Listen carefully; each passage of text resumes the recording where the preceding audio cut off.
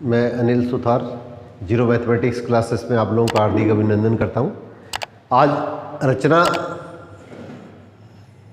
जो कंस्ट्रक्शन है, रचनाएं कक्षा 10 का जो टॉपिक है, उससे अपने पास इसके अंदर क्या बनने वाले, इसके अंदर क्या हुए छोटे क्वेश्चन इसके अंदर का आप लोगों के साथ में इसके अंदर का शेयर करने जा रहा हूँ। एबेसेडर टाइप के क्वेश्चन में भी क्वेश्चन पूछे जा सकते हैं, रिश्तान टाइप के क्वेश्चन में भी पूछे जा सकते हैं। तो किसी भी तरह के इसके अंदर का जो क्वेश्चन बन सकते हैं वो सारे क्वेश्चन इसके अंदर का आपके साथ में मैं इसके अंदर का शेयर करूँगा। तो इसके अंदर का ये छोटी सी क्लास है, उसके अंदर का 10-12 क्वेश्चन बनेंगे। तो ये सारे क्वेश्चन इसके अंदर का आप इसके अंदर का थोड़ा सा आप एक बार अभ्यास करिएगा। तो इसके अंदर का वो अपने पास इसके अंदर का आपका प्रयास ये रहना चाहिए कि इसके अंदर के किसी भी स्थिति के अंदर आपका 1 नंबर भी नहीं कटे। ये मेरी ओर से ये प्रयास रहेगा। इसके अंदर का मैं भरसक प्रयास करूंगा। इसके अंदर का इसके अंदर बुक में या पुराने पेपरों में जिस तरह की भी क्वेश्चन इसके अंदर का आपके बुक के लेवल के या इसके अंदर बुक से बाहर से ये इसके अंदर का जिस तरह के भी क्वेश्चन अपने पास आपके पेपर के अंदर पूछे जाते रहे तो हर तरह के क्वेश्चन है इसके अंदर का। आपको किसी भी तरह का क्वेश्चन आ जाए तो आपका सिंगल क्वेश्चन भी इसके अंदर का किसी भी हालत के अंदर गलत नहीं होना चाहिए। तो आप लोग इसके अंदर का थोड़ी सी मेहनत कीजिएगा, आपका बहुत बढ़िया परफॉर्मेंस आएगी। मेरे को पूरा इसके अंदर का इस चीज़ के ऊपर का विश्वास है। अब देखिए, वर्त की स्पर्शिका स्पर्श बिंदु पर त्रिज्या के साथ में हमेशा इसके अंदर के 90 डिग्री का कोण बनाती है। अपने को इसके अंदर पता है कि ये अपने पास इसके अंदर का वर्त है और ये त्रिज्या के साथ में 90 डिग्री का कोण बनाने वाली जो रेखा होती है ये इसके अंदर क्या कहलाती है, इसकी स्पर्शिका कहलाती है। ये त्रिज्या है, ये स्पर्शिका है। तो ये तो त्रिज्या होगी, ये हमारे पास इसके अंदर क्या क्वेश्चन के अंदर क्या होगी, इसकी स्पर्शिका होगी। तो इनके बीच का कोण अपने पास इसके अंदर क्या होता है 90 डिग्री, या इसके अंदर क्या होता है समकोण होता है। एबेसेडर में भी क्वेश्चन आ सकता है, रिश्तान में भी आ सकता है, सीधा भी पूछा जा सकता है। तो त्रिज्या और स्पर्शिकाओं के बीच का कोण अपने पास इसके अंदर क्या होता है, अपने पास इसके अंदर क्या 90 डिग्री होता है। तो ये अपने पास इसके अंदर का ये आपका इसके अंदर का क्वेश्चन बन रहा है। अब देखो, बाह्य बिंदु से वर्त पर कितनी स्पर्शिकाएं खींची जा सकती है, या बाह्य बिंदु से वर्त पर रिश्तान डैश डैश डैश स्पर्शिकाएं खींची जा सकती है। तो अगर बिंदु आपका इसके अंदर का वर्त से अगर बाहर है तो बाह्य बिंदु से वर्त पर खींची स्पर्शिकाएं उनकी संख्या कितनी होती है, हमेशा 2 होती है। ये ध्यान रखिएगा। और बाह्य बिंदु से वर्त पर खींची गई स्पर्शिका में लंबाई में क्या होती है, ये आपस में बराबर होती है। ये 2 तरह से प्रश्न बनता है। बाह्य बिंदु से वर्त पर स्पर्शिका कितनी खींची जा सकती है, तब तो आप आंसर लिखेंगे 2। और बाह्य बिंदु से वर्त पर खींची गई स्पर्शिकाएं उनके मध्य संबंध क्या होता है, बाह्य बिंदु से वर्त पर जो स्पर्शिकाएं खींचेंगे तो ये स्पर्शिकाएं लंबाई में क्या होती है, आपस में बराबर होती है। ये आपस में लंबाई में क्या होती है, समान होती है। तो इसमें किसी भी तरह से इसके अंदर का ये अपने बस इसके अंदर का ये प्रश्न लिया जा सकता है। तो ये अपने को थोड़ा सा ध्यान से करना है। अब देखिए, 2 समरूप त्रिभुजों की संगत भुजाओं का अनुपात, 2 समरूप त्रिभुजों की संगत भुजाओं के अनुपात को उसका स्केल गुणांक कहते हैं। ये थोड़ा सा ध्यान से करिएगा, ये इसका स्केल गुणांक कहलाता है। ये स्केल गुणांक कहलाता है। 2 समरूप त्रिभुजों की संगत भुजाओं के अनुपात को उसका स्केल गुणांक कहते हैं। तो पेपर के अंदर इस तरह से क्वेश्चन आता है ना, तो इनको थोड़ा सा अंडरलाइन कर दिया करो। रिश्तान के अंदर अगर क्वेश्चन आ जाता है तो इसको इसके अंदर का अंडरलाइन कर दिया करो। अब इस तरह से देखिए, वर्त के किसी बिंदु पर स्पर्शिका खींचने के लिए, वर्त के किसी बिंदु P पर स्पर्शिका खींचने के लिए, मैं ऊपर वाले क्वेश्चन में उठा रहा हूँ ताकि इसके अंदर क्या हुआ, आपको इसके अंदर का हुआ किसी भी तरह के क्वेश्चन के अंदर का थोड़ा कंफ्यूजन आ रहे।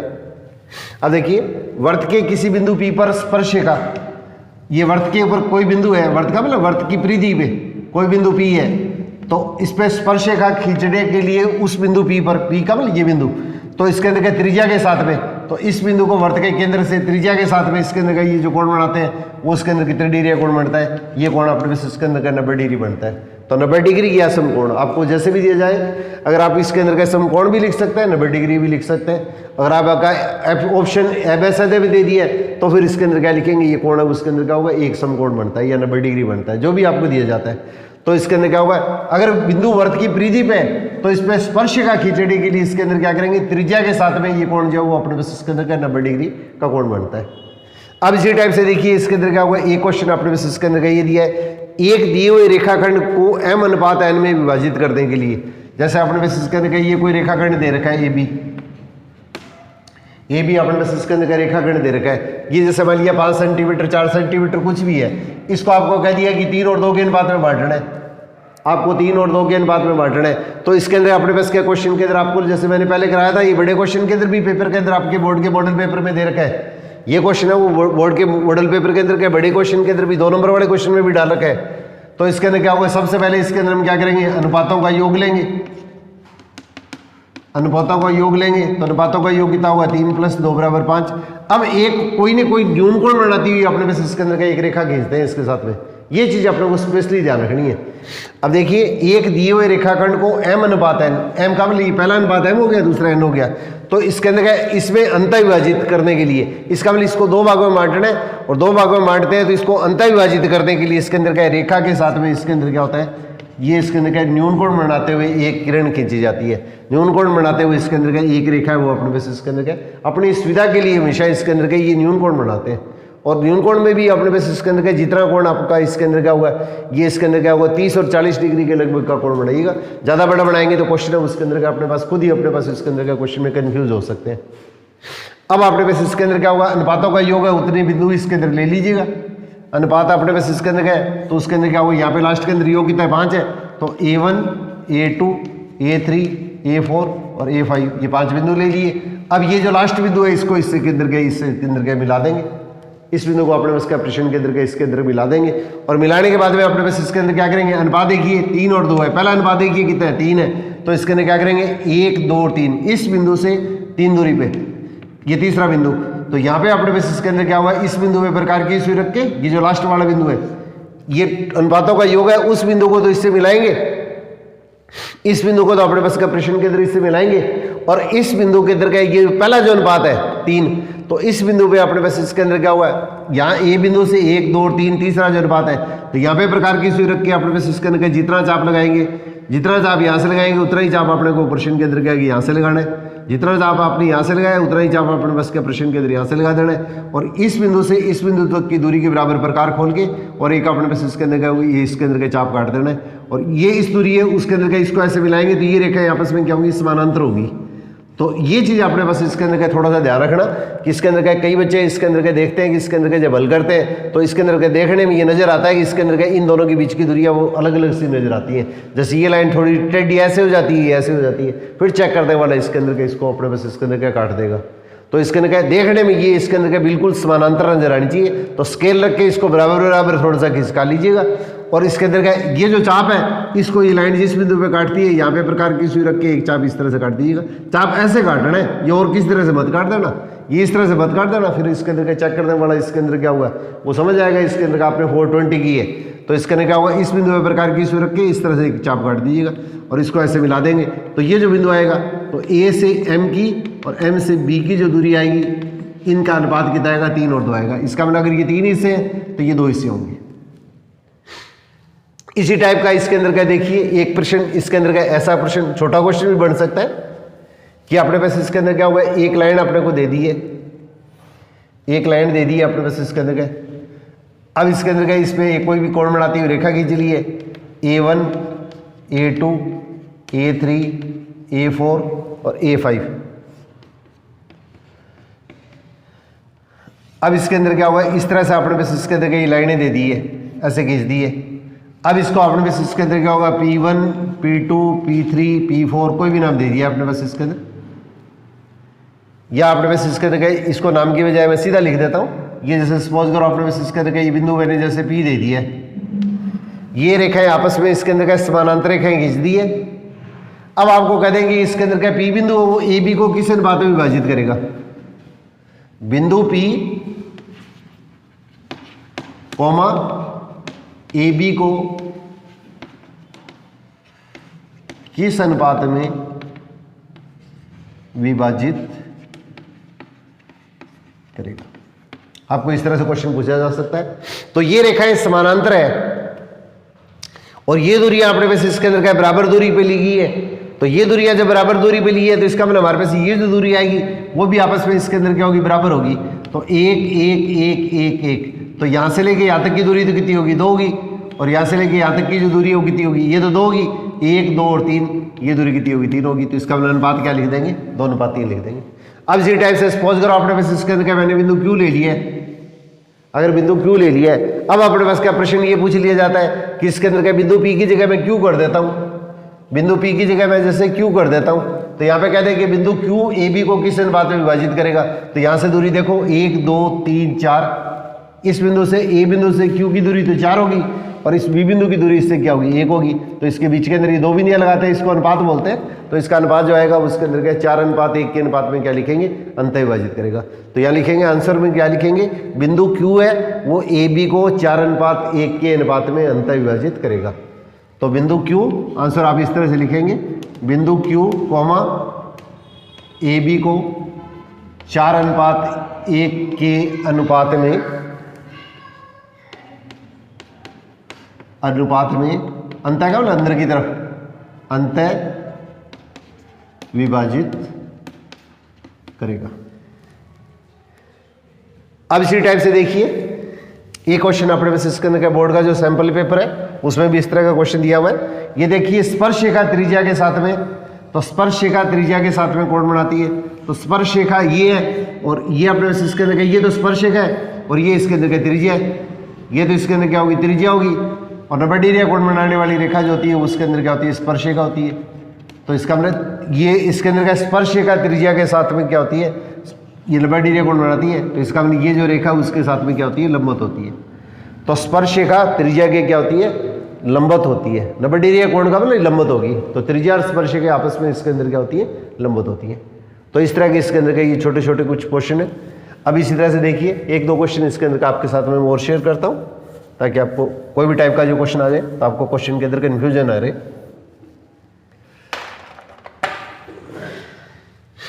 अभी जैसे मैंने आप लोगों को बताया था बिंदु अगर वृत्त की परिधि पे दिया गया है तो इसके अंदर क्या होगा एक स्पर्शरेखा खींची जा सकती है। बिंदु अगर अपने पास इसके अंदर क्या होगा अपने पास क्या वृत्त से अगर बाहर दे दिया है तो इस बिंदु से इसके ऊपर क्या होगा 2 स्पर्शरेखा खींची जा सकती है। एक स्पर्शरेखा ये होगी एक स्पर्शरेखा ये होगी। तो इस बिंदु से इसके ऊपर क्या स्पर्शरेखा है वो अपने पास इसके अंदर क्या 2 स्पर्शरेखा खींची जा सकती है। और बिंदु अगर अपने पास इसके अंदर क्या वृत्त के अंदर दे दिया है तो इस बिंदु से इस वृत्त के ऊपर क्या कोई भी स्पर्शरेखा नहीं खींची जा सकती। तो इस बिंदु से अगर आपको कह देगी स्पर्शरेखा कितनी खींचेगी तो त्रिज्या को इसको मिला के 90 डिग्री कोण बनाना है। तो यहाँ पे कोई भी लाइन खींचेगी तो वो इसके अंदर क्या इस वृत्त को कहीं काटेगी और काटेगी तो इसका मतलब हमारे पास इसके अंदर क्या होगी स्पर्शरेखाओं की संख्या अपने पास इसके अंदर क्या होगी 0 आएगी। अगर बिंदु परिधि पे है तो स्पर्शरेखा 1 आएगी। बिंदु अगर बाहर है तो इस बिंदु से इस पर खींचेगी स्पर्शरेखाओं की संख्या 2 होगी। और बिंदु हमारे पास इसके अंदर अगर वृत्त के अंदर है तो इसके अंदर क्या होगी स्पर्शरेखाओं की संख्या हमारे पास इसके अंदर क्या होगी 0 होगी। और एक इसके अंदर का इंपॉर्टेंट क्वेश्चन है उसके अंदर क्या होगा और पूछा जाता है अगर 3 रेखाएं अगर अपने पास इसके अंदर क्या होगा एक सरलेखा के अंदर अगर है 3 बिंदु अगर एक सरलेखा में तो 3 बिंदु सरलेखा में होते हैं तो इसके अंदर क्या होगा ए बी सी ये 3 बिंदु है एक सरलेखा में है तो उनको क्या बोलते हैं तो वे सरेख बिंदु कहलाते हैं। समरेख या समरेख या तो सरेख बोलते हैं इसको या समरेख बोलते हैं। इंग्लिश के अंदर कॉलिनियर कह देते हैं इसको कॉलिनियर होते हैं। तीनों बिंदु ए बी सी 3 बिंदु एक सरलेखा में हो तो इसके अंदर क्या वे बिंदु क्या कहलाते हैं वे तीनों बिंदु सरेख या समरेख कॉलिनियर होते हैं। समरेख होते हैं या समरेख कहलाते हैं कुछ भी कह दीजिएगा ये बिंदु समरेख कहलाते हैं। और अब आपने इसका प्रश्न इसके अंदर क्या देखो 2 तरह का प्रश्न इसके अंदर क्या पूछा जाता है ये दोनों इंपॉर्टेंट प्रश्नों में। तो 3 बिंदु अगर सरलेखा में है तो 3 अगर सरेख बिंदु है तो 3 सरेख बिंदुओं से होकर कोई भी वृत्त नहीं खींचा जा सकता। तीनों बिंदुओं से गुजरने वाला वृत्त कोई भी नहीं होगा। 3 सरेख बिंदु है सरेखा मतलब बिंदु एक सरलेखा में है तो इसका क्या होगा तीनों बिंदुओं से होकर कोई भी वृत्त नहीं खींचा जा सकता। तीनों बिंदुओं से होकर कोई भी वृत्त नहीं खींचा जा सकता। या प्रश्न ऐसे पूछा जा सकता है 3 सरेख बिंदुओं से होकर कितने वृत्त खींचे जा सकते हैं होकर कितने वृत्त खींचे जा सकते हैं। तो फिर इसके अंदर आंसर क्या लिखेंगे कोई वृत्त नहीं या वृत्तों की संख्या क्या लिखोगे 0 लिखेंगे। या तो ये 0 लिख दीजिएगा या इसके अंदर लिख दीजिएगा कोई भी वृत्त नहीं खींचा जा सकता। और 3 बिंदु अगर सरलेखा में नहीं है ये मोस्ट इंपॉर्टेंट क्वेश्चन है बहुत ज़्यादा पूछा जाता है। तीन बिंदु अगर सरलेखा में नहीं है तो इसको असरेख बिंदु बोलते हैं, असरेख बिंदु कहते हैं इसको। तीनों बिंदु अगर सरलेखा में नहीं है तो इसको असरेख बिंदु कहते हैं। तीनों बिंदु सरलेखा में नहीं है तो वो बिंदु असरेख बिंदु कहलाते हैं। अब इन तीनों बिंदुओं से होकर इसके अंदर एक और केवल एक ही वर्त खींचा जा सकता है। ये इसके अंदर का एक बार बोर्ड के अंदर का इसके अंदर का ये क्वेश्चन इसके अंदर पूछा गया था कि तीन असरेख बिंदु से होकर एक वर्त की रचना कीजिए। तो ऐसी स्थिति के अंदर हम क्या करेंगे, ये तीन बिंदु कोई भी खींच लो जो सरलेखा में नहीं हो, और इस बिंदु से सबसे पहले आधे से ज़्यादा प्रकार खोल के जितना चाप आप यहाँ से लगाएंगे उतना ही चाप आपने इससे लगा देना और ये मिला देना। ये ए बी रेखा का क्या होगा, लंब अर्धक या लंब समद्विभाजक कहलाता है। ऐसी बी और सी से समान दूरी पर रहने वाले बिंदु का बिंदुवत लगाइएगा। तो यहाँ से जितना चाप अपने पास इसके अंदर लगाएंगे उतना ही चाप अपने पास इसके अंदर इस बिंदु से लगा देंगे और इसको आपस में इसके अंदर के मिला देंगे। अब ये लाइनें आपस में इसके अंदर के जिस बिंदु पे मिलती हैं, इन दोनों से समान दूरी पर रहने वाले बिंदु का बिंदुवत कैसे खींचा जाता है, इस बिंदु पे प्रकार आधे से ज़्यादा ए बी का आधे से ज़्यादा प्रकार खोल के जितना चाप आप यहाँ से लगाएंगे उतना ही चाप इधर से लगा देना और इसको ऐसे मिला देना। इसी तरह से इस बी और सी का आधे से ज़्यादा प्रकार खोल के जितना चाप आप बी से लगाएंगे उतना ही चाप सी से लगा देना और इसको मिला देना। ये आपस में जिस बिंदु पे मिलेंगे उस बिंदु पे प्रकार की सुई रखनी है। अब ये तीनों दूरियां बराबर आएंगी, हमेशा ध्यान रखना। ये अब इस बिंदु पे प्रकार की सुई रख के इतना प्रकार खोल लेना और इसके अंदर के ये जो वर्त खींचेंगे वो इसके अंदर के तीनों बिंदु से होकर गुजरेगा। तो छोटे क्वेश्चन के अंदर का ये क्वेश्चन बहुत ज़्यादा पूछा गया है, बड़े क्वेश्चन के अंदर तो एक बार ही अपने पास पूछा हुआ है। तो इसके अंदर क्या लिखेंगे, तीन असरेख बिंदुओं से होकर एक और केवल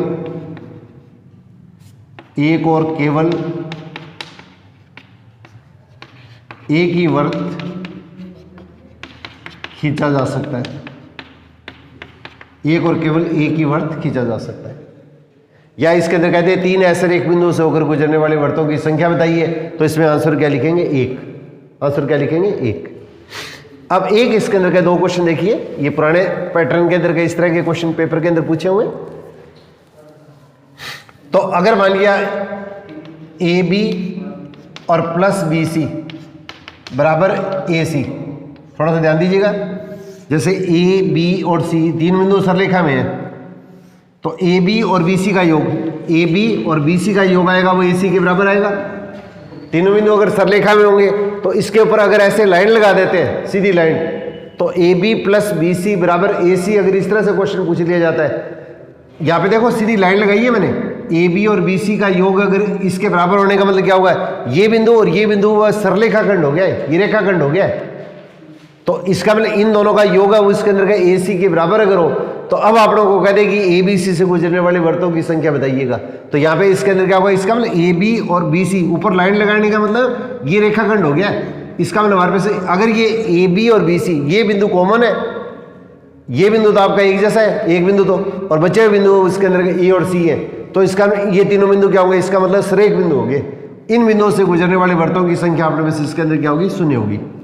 इन बिंदुओं से गुजरने वाले वर्तों की संख्या अपने पास इसके अंदर क्या होगी, शून्य होगी।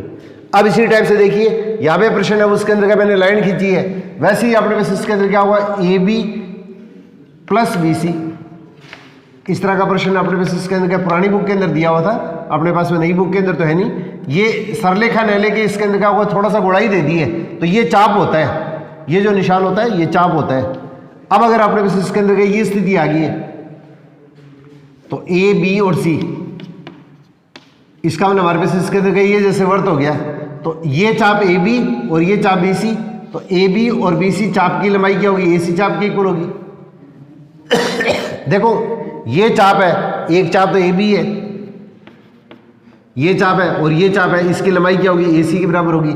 देखो रेखाखंड तो ये हो गया, तो ये लंबाई है वो बड़ी है, ये तो चाप है। इस तरह से अगर जैसे लिखते हैं ना, ये निशान ऐसे लगाते हैं, इसका मतलब ये चाप हो गया, ए बी चाप और बी सी चाप, ये निशान लगा दे, या इसके अंदर कहते हैं चाप ए बी प्लस चाप बी सी, तो बराबर अगर चाप ए सी लिख दे, इसका मतलब हमारे पास इसके अंदर क्या है, ए बी और बी सी का योग है वो ए सी के बराबर हो गया। इसका तात्पर्य क्या है, इसका मतलब ये तीनों बिंदु सरलेखा में नहीं है, और तीनों बिंदु सरलेखा में नहीं है, तो इन तीनों बिंदु से गुजरने वाले वर्तों की संख्या अगर आपको पूछी जाए तो इसके अंदर क्या लिखेंगे आप, एक और केवल एक ही वर्त है उसके अंदर खींचा जा सकता है। तो इस तरह से हमारे पास इसके अंदर क्या होगा, इस चैप्टर के अंदर बनने वाले जो क्वेश्चन है, मैंने इसके अंदर के सभी तरह के जो क्वेश्चन है वो आपके साथ में इसके अंदर के शेयर किए। और इसी तरह से इसके अंदर क्या होगा, ये कुछ क्वेश्चन इसके अंदर का अपने पास इसके अंदर का बुक के सिलेबस में नहीं आते, इसलिए इस तरह के जो क्वेश्चन है उसके अंदर का मैं नहीं ले रहा हूँ। तो अगर आपको जैसे कभी फ्री टाइम के अंदर के उस तरह के जो क्वेश्चन कभी कराऊंगा तो उसके अंदर का आप इसके साथ में आप लोगों को थोड़ा सा अलग से शेयर और कर दूंगा। तो इसके अंदर आपके बुक के अंदर के जितने भी टाइप के इसके अंदर के इस चैप्टर से बनने वाले जो क्वेश्चन थे, ऑब्जेक्टिव क्वेश्चन या छोटे क्वेश्चन, तो वो इसके अंदर के मैंने आपके साथ में इसके अंदर के शेयर किए। इसी तरह से इसके अंदर का लगातार इसके अंदर का मेरा प्रयास रहेगा कि इसके अंदर के छोटे और बड़े जितने भी टाइप के इसके अंदर के क्वेश्चन बनते हैं, जो बोर्ड का जो सैंपल पेपर दिया है, अपने इसके अंदर क्या बहुत ज़्यादा डिटेल के अंदर भी जाने की आवश्यकता नहीं है। बिल्कुल बोर्ड के सैंपल पेपर के हिसाब से इसके अंदर के सभी तरह के जो क्वेश्चन बनने वाले क्वेश्चन है वो इसके अंदर का आपके साथ में मैं इसके अंदर के ये अरालत के अंदर का साझा करूँगा। तो आप लोग भी इसके अंदर क्या होगा, अपने इसके अंदर के जो फ्रेंड सर्कल के अंदर का जो तैयारी कर रहे हैं बोर्ड की, तो उसके साथ में इसके अंदर क्या होगा, ये इसके अंदर क्या होगा, साझा कीजिएगा। मैं एक ही चीज़ जानता हूँ, give to the world the best you have, best will come back to you. तो इसके अंदर क्या एक स्वच्छ प्रतिस्पर्धा अगर आपस में अपने साथियों के साथ में रखोगे तो निश्चित तौर पे सफलता के आप नए आयाम है वो इसके अंदर का स्थापित कर सकते हैं। मैंने ये चीज़ें देखी है, इसके अंदर का बहुत से लोगों के अंदर का इस तरह की अपने पास इसके अंदर क्या भावना होती है, वो इसके अंदर एक दूसरे की टांग खींचने की कोशिश करते हैं। तो उसके अंदर क्या होगा, न तो इसके अंदर क्या होगा अपना रिजल्ट आता है और न इसके अंदर क्या हम किसी दूसरे को दे पाते हैं। इसलिए कहते हैं कि इसके अंदर give to the world the best you have, best will come back to you. All the best.